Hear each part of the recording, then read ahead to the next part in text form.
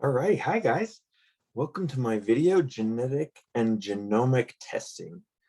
Um, week nine's week nine can seem a little overwhelming because there's a lot to memorize with all of the um, with all of the genetic diseases materials, as well as doing the readings and learning about all these different genetic tests and stuff, plus the genetic testing labs, little discussion board. It's all kind of crazy. And so hopefully this video will at least help explain some of these tests that they're doing and some of the material there in order to help you understand it a little better.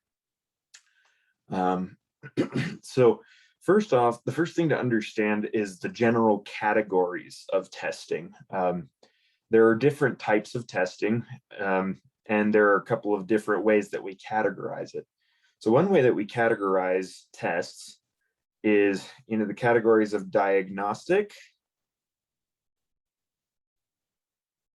testing and predictive testing.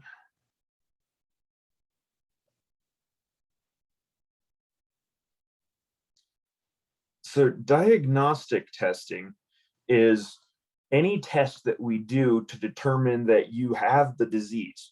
So I as a doctor believe you are sick with something, and I'm going to do a test to make sure that I'm correct, right? So I believe you are already sick, and I'm just checking to make sure I'm correct and that you are sick with that particular disease. So this is really confirming a diagnosis. Confirming a diagnosis. You are already sick. Okay. Whereas a predictive test is testing whether or not you will get a disease in the future. So you're not currently sick, but I'm looking to see what your chances are of getting the disease in the future. So odds of getting a disease in future. So for example, let me use cancer here as an example. If I believe you have cancer and I'm trying to figure out or to confirm it to make sure that you do have cancer, that would be a diagnostic test that I would do. If I'm looking to see what your chances of getting cancer in the future may be based on whatever gene alleles you have or whatnot, right? That would be a predictive test because you don't currently have cancer, but I'm trying to see what the odds would be of you getting a cancer in the future. So that's the difference. Is diagnostic testing, I believe you have something and I want to confirm that you do. Predictive testing is you don't have it now, but you could have the disease in the future. Okay. In your reading, they have two subcategories of predictive testing. So let me kind of clarify those here. They've got pre-symptomatic. So this is under predictive testing. They've got pre-symptomatic tests.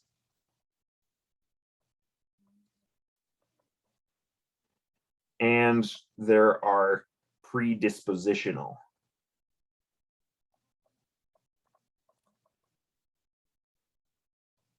tests. So these are both under the category of predictive testing. So this isn't you are sick. This is looking to the future, odds of getting sick. Pre-symptomatic, this is for genetic diseases. A lot of genetic diseases, you inherit them, or in some cases you inherit them, but they have what we call a late onset, meaning you don't really see any symptoms for a few years, and then all of a sudden the disease comes on. And it's a genetic disease, so you have the DNA for it all along, and you will get the disease. It just takes a little bit for the effects to actually kick in. So what a pre-symptomatic test is I believe you have this disease, or you have the genes to give you this disease. I'm checking to confirm that you will get it sometime in the future. It's one of these late onset ones. So this one is not exactly a diagnostic test, but because diagnostic testing requires you to already be sick. And a pre-symptomatic test is simply saying that, okay, yeah, you will for sure get this disease in the future, but you don't have it right now, okay? So for sure, get sick later.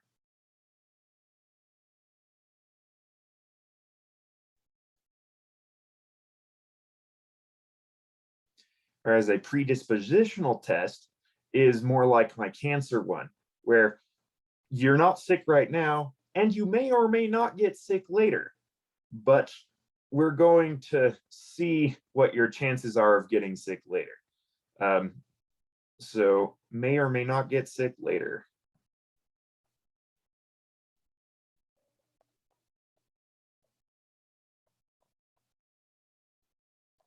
So it really just depends on what kind of disease you're looking for, as to which type of predictive test you'd be looking at. If it's one where it's just a delayed onset, but if you have the genes, you're going to get the disease, period, and there's no chance you're escaping it, that's a pre-symptomatic test.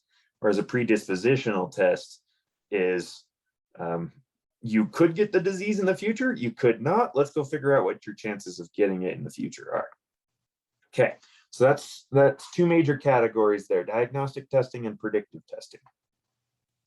The other way that we categorize these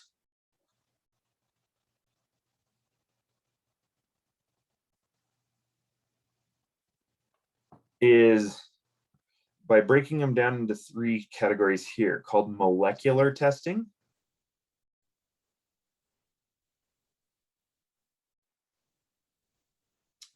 chromosomal testing,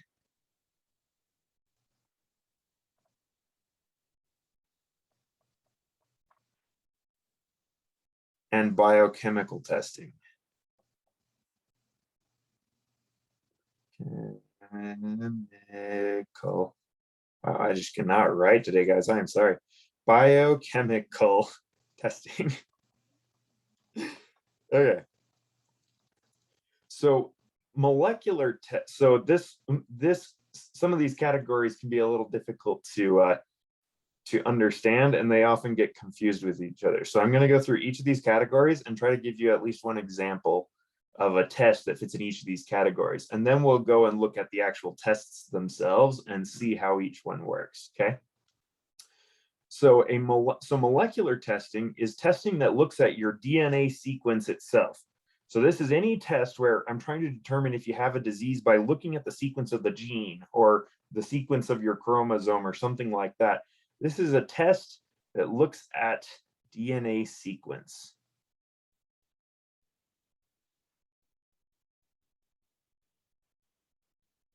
So again, molecular testing isn't one specific test, it's a category of tests that look at DNA sequences to determine if you have a disease or what your odds of having a disease are.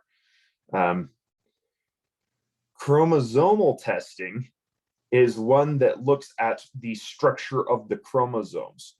So this is, so let's see, looks at structure of chromosomes.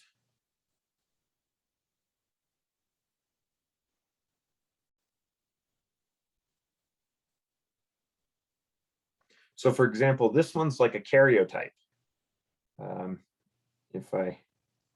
Here's that is an example of this would be a karyotype. If you remember, a karyotype is a photograph of the chromosomes. And so I could look at a karyotype and determine, oh, I've got too many chromosome 21s, right?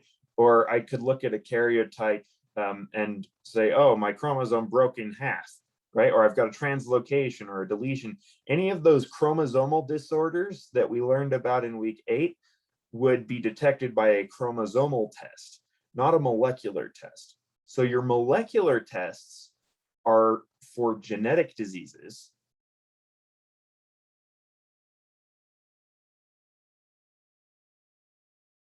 And these chromosomal tests are for chromosomal diseases.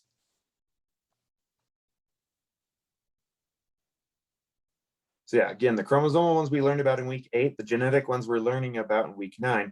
Genetic diseases are ones that are caused by a mutation in a gene or something like that, whereas a chromosomal test is something wrong with the entire chromosome, like it broke or you have too many or too few, okay?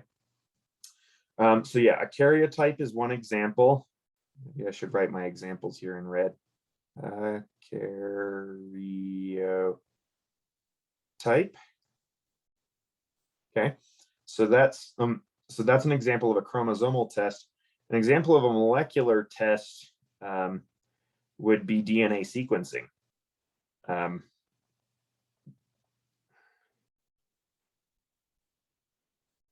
So DNA sequencing is like looking at, or we actually go in there and determine the sequence of A's, C's, G's, and T's of your gene to determine, and then we compare that to a sequence of a normal version of that gene and to see if you've got any mutations or any incorrect bases that we know are connected with a certain disease.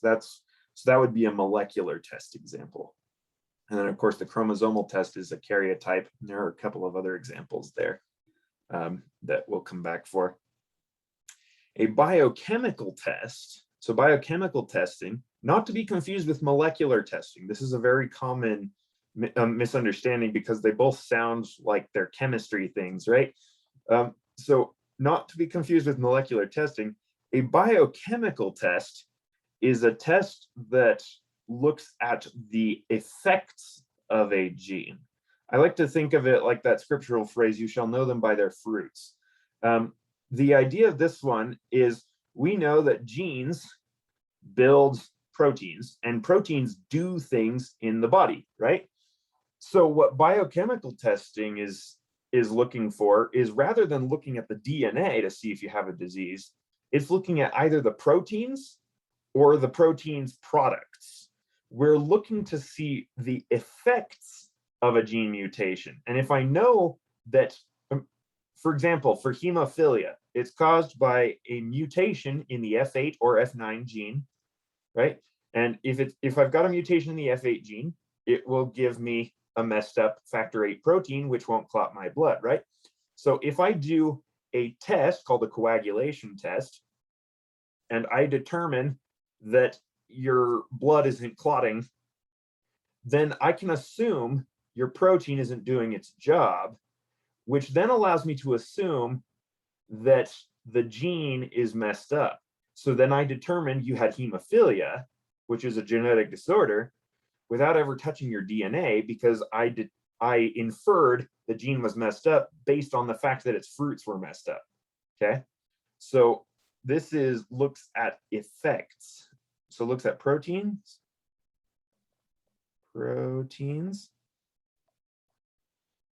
or I don't know, like effects of proteins.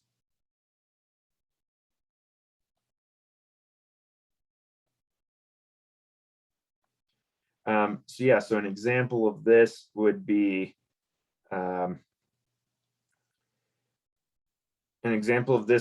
newborn screening. For example, with newborn screening, we test to see if you've got either messed up versions of certain proteins floating around in your blood, or we see if there are certain chemicals that are floating around in your blood that a protein was supposed to take care of. For example, for the disease phenylketonuria, PKU, which we learn about in week 9, it's one of the genetic diseases you're learning about. For that one, there is a gene that is supposed to build a protein, and that protein is supposed to convert the amino acid phenylalanine into tyrosine. If that protein fails to do its job, then you're not going to convert phenylalanine into tyrosine. So you're going to have really low levels of tyrosine and really high levels of phenylalanine. So if I test your blood and find there's lots of phenylalanine floating around in your blood, then I can infer that the protein is not doing his job, which in turn allows me to infer that the gene is messed up and hence you have PKU. So that's an example of a disease. That's something that we look for in newborn screening. It's a biochemical test, because notice I'm not looking at the gene.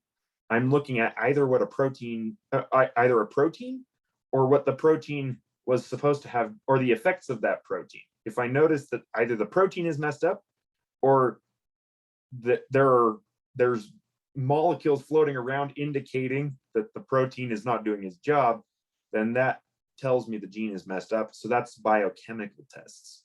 and newborn screening would be an example of that. So note that molecular testing, chromosomal testing, and biochemical testing are not mutually exclusive with diagnostic and predictive testing. So you can have a biochemical diagnostic test. So the diagnostic and predictive categories are more like, what is the point of doing the test? Whereas the molecular, chromosomal, and biochemical tests are, how are we going about looking for that? How are we accomplishing that goal? So you can have biochemical diagnostic tests and you can have biochemical predictive tests. You can have molecular diagnostic tests and molecular predictive tests. Chromosomal tests, those are kind of more diagnostic because it's a little difficult to have a delay onset chromosomal disorder. But I suppose there may be some that I don't know about. But it's just important to note, because a lot of students are like, wait, so how did these fit together? It's two different categorizations and they're not mutually exclusive. Okay, so now let's go look at specific examples of tests and just kind of explain how some of these work, because a lot of them are a little vague in the reading or difficult to understand. So let me go over some of these specific tests here that we're talking about.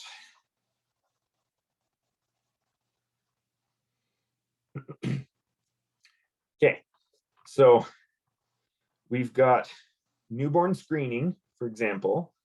Let's see here, let's look at this one, newborn screening.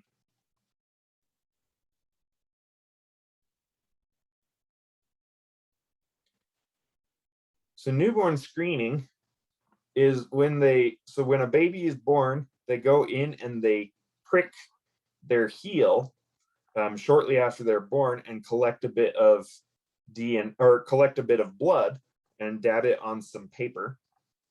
And then they take that blood. So let's see, prick baby's heel.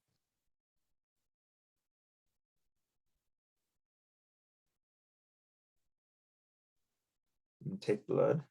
And then they take that blood that's on the paper and they go and run a bunch of tests. Usually they're biochemical tests because biochemical tests are cheap and quick. So if you can determine if you've got a biochemical test that can figure out a disease, that's usually the good way to go because biochemical tests are cheap and quick. They can usually be done in the hospital where it was taken, things like that. So take blood. So they can do, so with newborn screening, the nice thing about it is they can test for a bunch of different diseases all at once. Because I can just have a machine look or do biochemical tests to determine or to look for proteins or metabolic molecules that are associated with a bunch of different disorders and tell me right away if that baby is going to have that disease or not. Specifically, what newborn screening's goal is to identify disorders that we can do something about. For example, phenylketonuria is one that they test for with newborn screening, so PKU.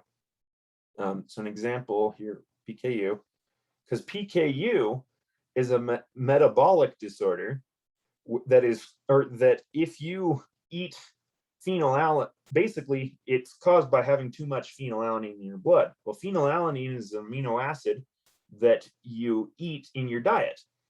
So the more phenylalanine you eat, the more phenylalanine builds up in your body because your body doesn't have the enzyme it needs to get rid of the phenylalanine at high enough rates. So the more phenylalanine you eat in your diet, the more your levels of phenylalanine go up in your bloodstream until phenylalanine, when you get too much of it, it actually becomes poisonous to your brain. And that's when you start getting the symptoms of PKU. But babies that have PKU are born normal. They don't have any of the symptoms. They can function normally because they've been running off of mom's working enzyme this whole time. But now that they're on their own, the more phenylalanine they eat, the higher their phenylalanine levels will go up and it'll poison their brain.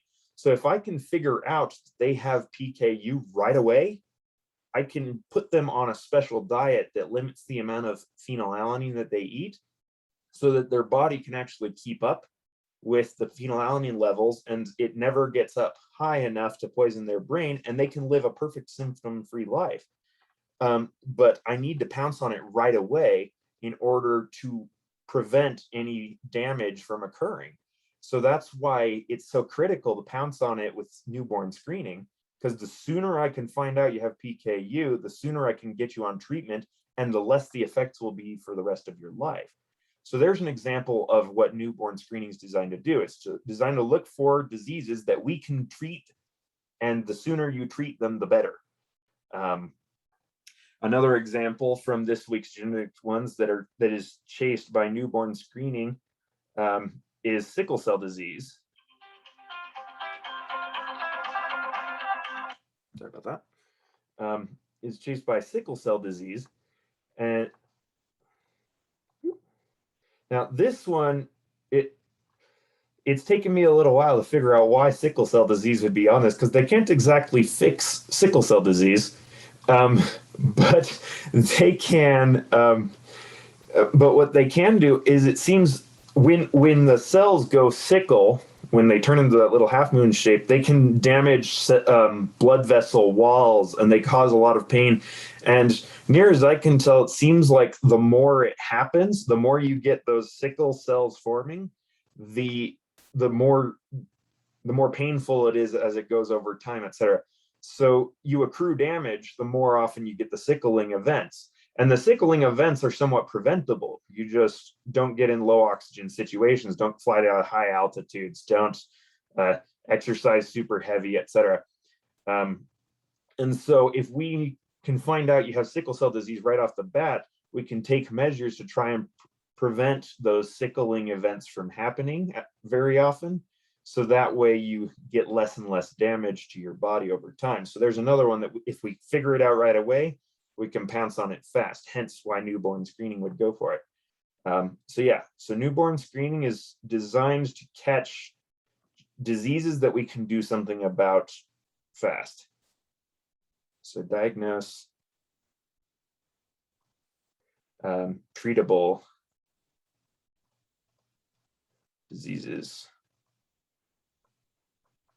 fast. Yep, that's the idea of newborn screening. It's done automatically in pretty much every state of the United States. I don't know how much it is done internationally, but it's basically required by law in virtually every state of the United States. So they just prick the baby's heel and test them for all these diseases, and so that we can just get them treated real fast. So that's been super helpful. So that's newborn screening. The next one here is carrier testing.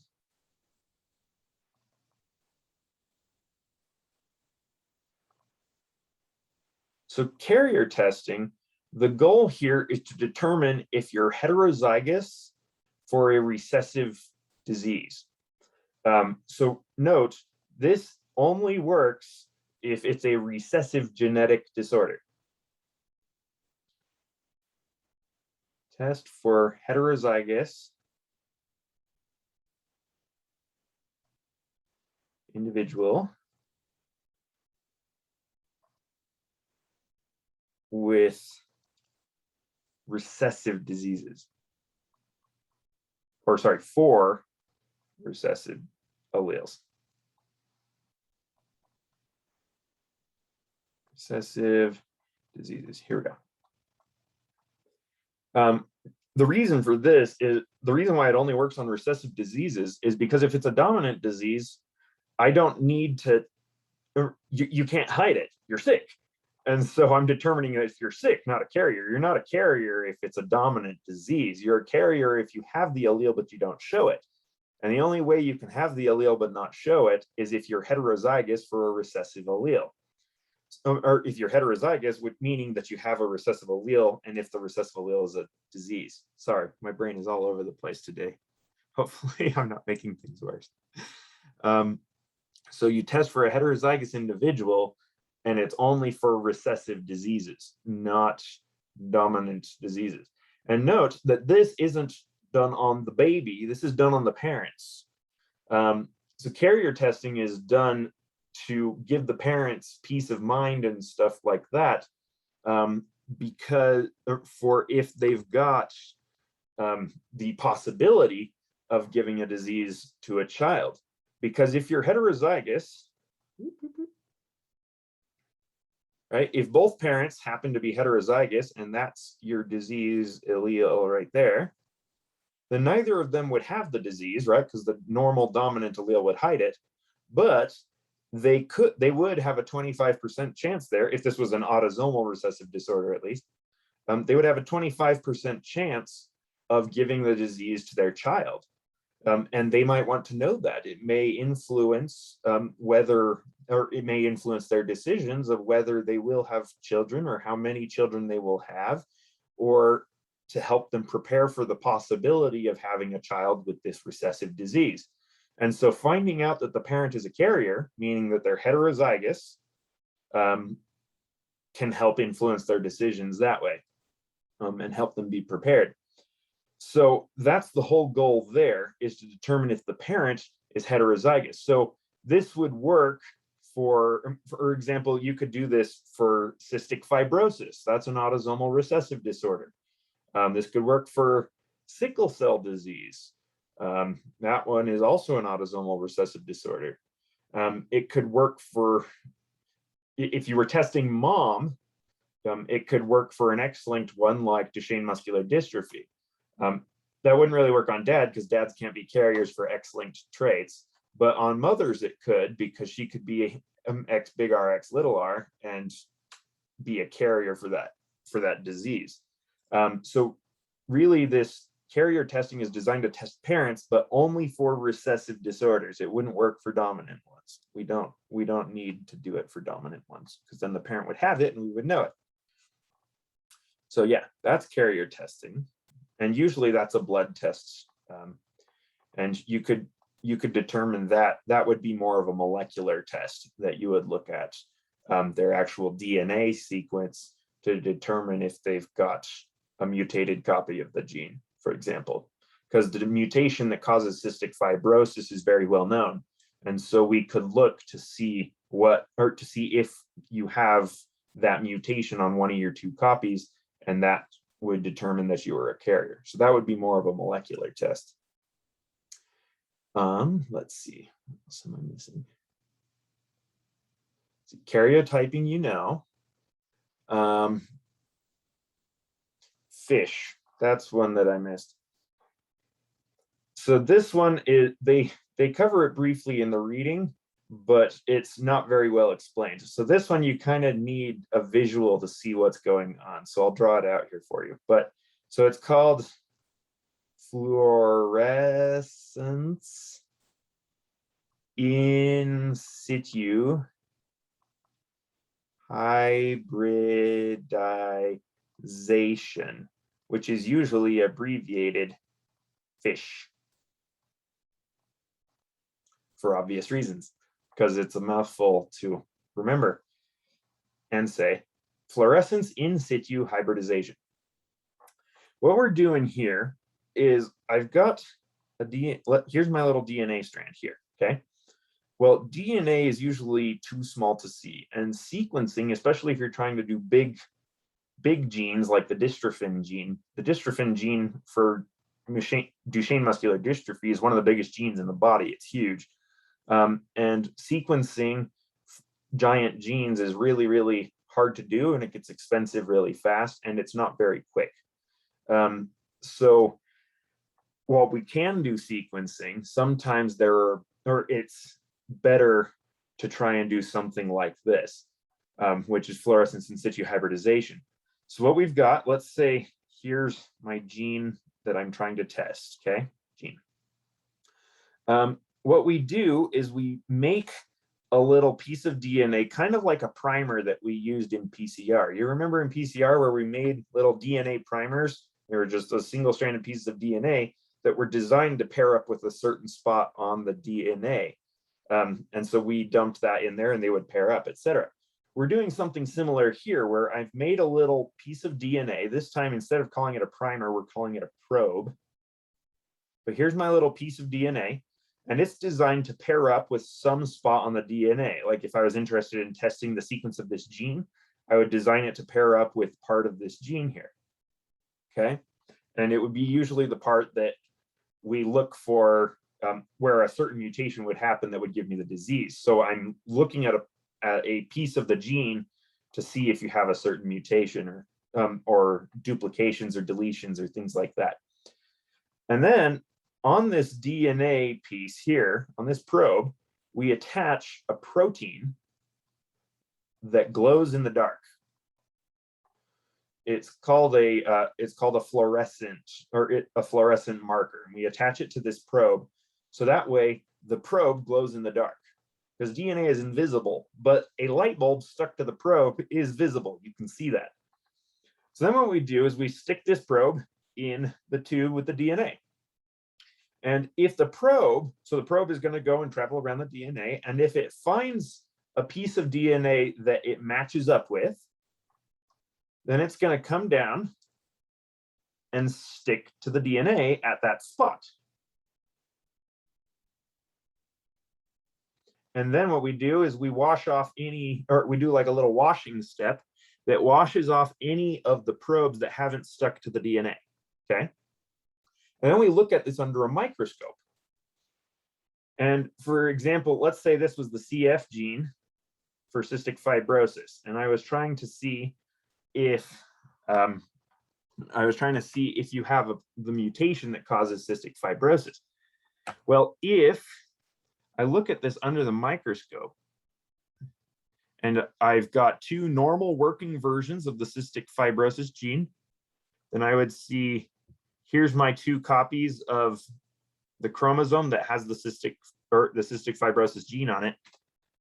I would see, under the microscope, I would see a glowing spot on both of those chromosomes where the probe stuck to the gene. And that tells me that since I built the probe to look for the working version of the gene, because that's what we usually do, is we build the probe to look for the working version of the gene. Then if I've got two glowing spots, that means I've got two working versions of the gene. So I'm homozygous dominant. I don't have the disease, right?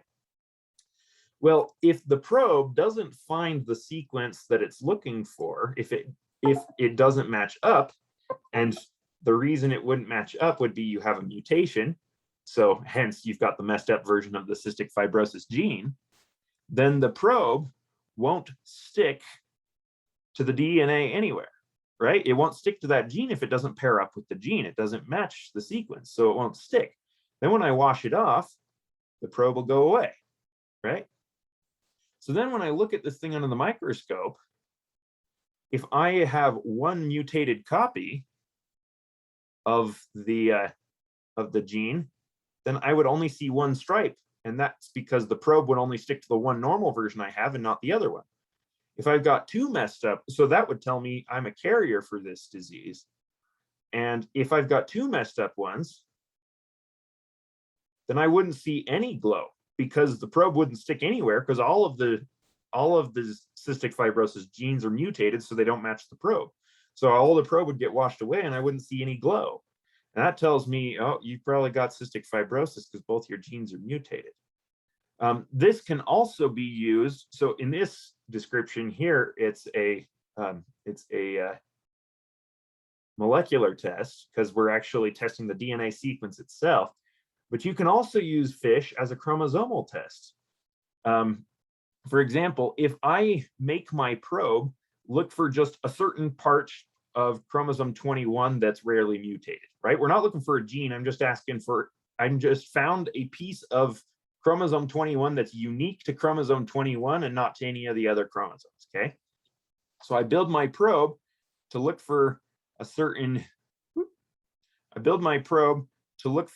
spot on chromosome 21 that is unique to chromosome 21. And if the probe finds chromosome 21, if my little probe finds chromosome 21, it will go and stick to chromosome 21, right? At the spot that I designed it to stick to. So basically, since this spot is unique to chromosome 21 and it's not on any of the other chromosomes, then basically this probe will light up chromosome 21 and not any of the other ones. So then if I look under my microscope here and I see 3 glowing spots, that tells me this guy probably has 3 copies of chromosome 21. And that means they've got Down syndrome. So in this case, it's not saying, do they have a mutation? This is just allowing me to identify how many chromosome 21s they have without having to go all the way and make a full karyotype, which is pretty expensive and hard to do. So in this case, it's kind of a cheap way, a relatively cheap way to determine if you've got a trisomy or a monosomy without having to go all the way to a karyotype. So it can be used as both a biochemical test and a chromosomal test. You could also use this to see if you have translocations. For example, if I've got, I could use 2 different probes, one that's designed to look for part of chromosome 21 and one that's designed to look for part of chromosome 5, for example, and I would give them 2 different colors, right? So this is my probe. I'll give it an orange protein here. That's the one designed to look for chromosome 5, and then the green one looks for chromosome 21. And if I notice that I've got a glowing one here, then a glowing one here, and a green one right there, and then the green one over here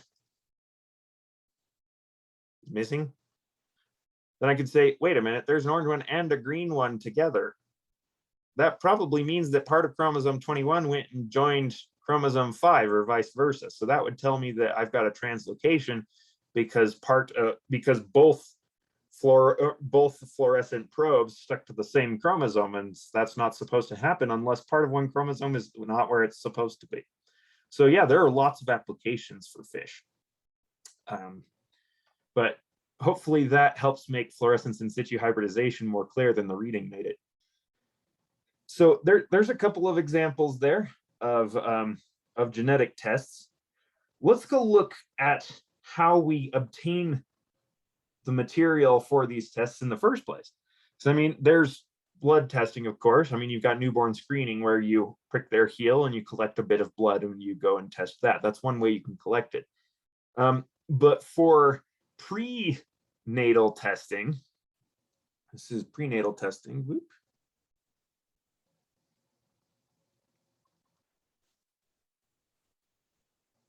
Prenatal testing is doing molecular or chromosomal or biochemical tests on a baby that hasn't been born yet. So it's still in the mother's womb.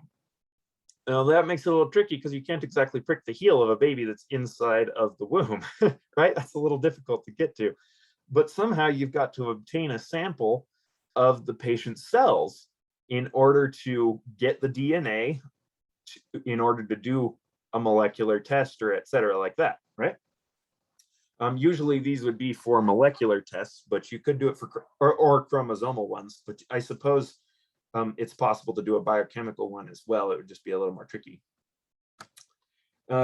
So we've got to get kind of creative in order to get a baby tissue sample so that we can run these tests on it to see if the baby is sick or not. So there are a couple of ways we do this. One is called amniocentesis.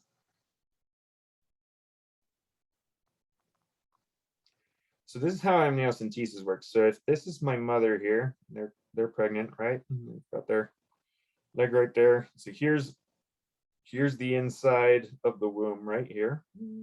Got a little baby here. Little baby. Okay. Well, what's going on here is inside this womb here, there is liquid that the baby's floating around in. I'll show that the baby's floating around in liquid. This liquid is called amniotic fluid.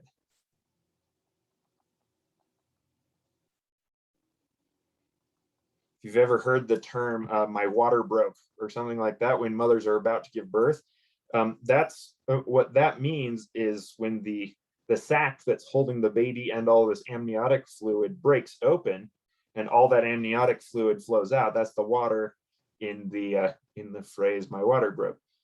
So the baby's just floating around in this. Well, just like humans, babies shed skin cells, and the skin cells don't have anywhere to that get shed, don't have anywhere to go, but just float around inside the amniotic fluid. And skin cells have nuclei that have DNA in them. So if we could get some of those skin cells from the amniotic fluid, we could do our molecular or biochemical or chromosomal tests on it. So what we do is they take this giant needle and they poke it straight through the mother's belly, very carefully, into the womb there, into the amniotic sac, and then just use like a little syringe here to pull out some of that amniotic fluid that's from around the baby. And then they pull it out there, and there will be cells floating around in that amniotic fluid, and you can do your tests on those cells. And those cells would have come from the baby, and so that would allow you to determine if the baby's got Down syndrome or if the baby has cystic fibrosis or something like that, and this would allow you foreknowledge so that you could prepare for a baby that has this disorder, or for those who believe in abortion, it could motivate an abortion or things like that. The downside to amniocentesis is that it's got a certain risk of causing spontaneous miscarriages. So it can, as careful as they are, it can accidentally result in a miscarriage occasionally. And so or it could accidentally introduce a bacterial infection or something like that to the womb that could endanger the baby. So there are risks to having amniocentesis done, but some people like to do it so that they can know what to expect and make decisions and things like that. So that's what amniocentesis is. The other way that we go about this is called chorionic villus sampling, sometimes abbreviated CVS, not to be mistaken with the pharmacy, right? This is chorionic villus sampling. What this is it's trying to accomplish the same goal of getting baby's tissue, but rather than going and aiming for the amniotic fluid, chorionic villus sampling recognizes that the placenta, which is this little, it's like a little bundle of tissue here that is the source of the umbilical cords. There's like my little umbilical cord. So this here is the placenta. So the placenta is where the umbilical cord attaches, and it's kind of how the baby exchanges nutrients and oxygen with mother, so that it can breathe, and etc. The placenta actually comes from the baby. So the egg the fertilized egg is actually the source of the placenta. So that means that the placenta has the same DNA as the baby does. So if I can come in here and if this is like the birth canal right here, okay. So what chorionic villus sampling is we come in here with this big long little pair of scissors. It's like on the tip of a flexible tube, kind of like you would use for like an endoscopy, sort of, except it's got scissors on top. So you come in here with sort of these little scissor clamp things, and you just pinch off a bit of the placenta, so that you just cut off a little piece of it, and then we pull it out. And that way you don't have to breach the amniotic sac where the baby is, but because the placenta, etc., is outside of it, and etc. So you would grab a piece of that and bring it on out. This also, I mean, despite sounding as fun as it sounds, and I'm very grateful I'm not a woman, right? This also does carry a certain risk of bringing infections to the baby and causing spontaneous abortions, but it doesn't involve stabbing through the belly. So There are probably reasons you would use one and not the other. I'm not a doctor, so I don't know when you would use one and not the other. But that's how those two work. Because amniocentesis, you're trying to get amniotic fluid by going through the belly with a needle and extracting that out so that you can get the baby's cells. Whereas with the chorionic villus sampling, you're going to try and collect a piece of the placenta and bring that out so that you can do tests on it that way. Another way that we do this is called, I'll erase this here. Another way we can test the baby before they're born is called pre-implantation.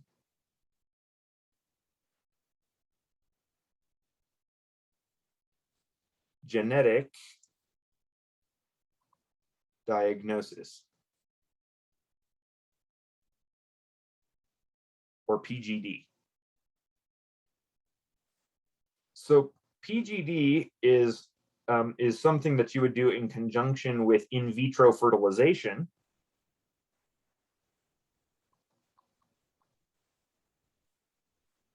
Fertilization, which is abbreviated IVF. A lot of people have heard of in vitro fertilization. In vitro fertilization, the idea is I collect a bunch of eggs from the mother. So it's a little surgical procedure. You go into their ovary and you collect a bunch of eggs from them. And then you collect a bunch of sperm from dad. And then you put them together in a petri dish and allow the sperm to fertilize the egg.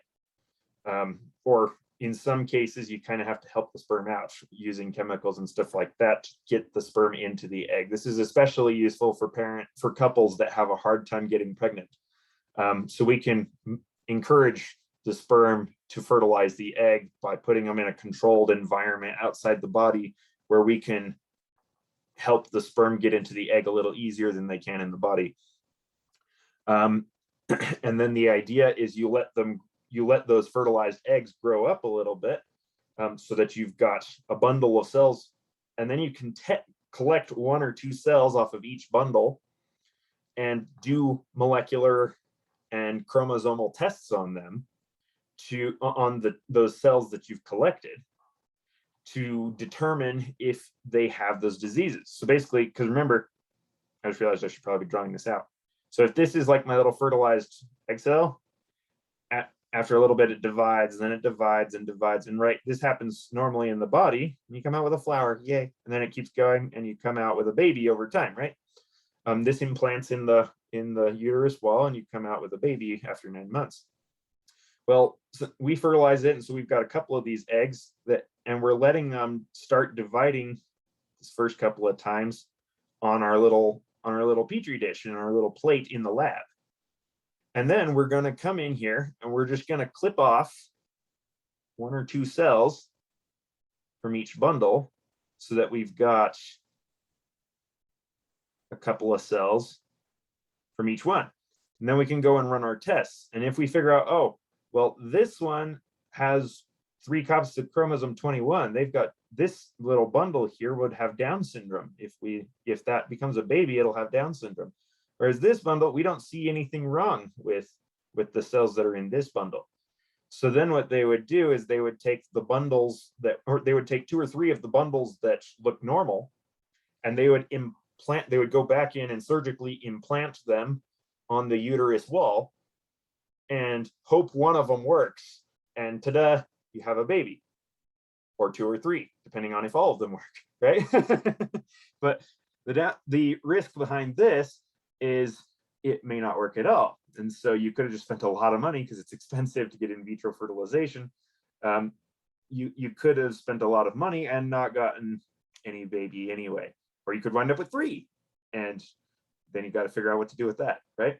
So in vitro fertilization is simply the task of taking an egg and a sperm out of the bodies of the parents, merging them there, allowing them to grow up a little bit, and then implanting the bundle of cells back in the mother to grow into a full baby. Pre-implantation genetic diagnosis is where, after you've allowed them to grow a little bit, but before you've implanted them in the mother, you collect a few cells and test them to see if they have certain genetic or chromosomal disorders. And only implanting the ones that don't have the disorders so that you can have you can have healthy children, or increase the chances that you'll have healthy children. So yeah, so those go together. In vitro fertilization and pre-implantation genetic diagnosis, they go together. So yeah, let's see, I've got my list here. I think we covered everything. If you have any questions, please reach out to me or meet with me in tutoring. I'm happy to help. You can also reach out to your instructor, but hopefully this video wasn't too crazy and that it helped clarify genetic and genomic testing for you. So thanks for watching.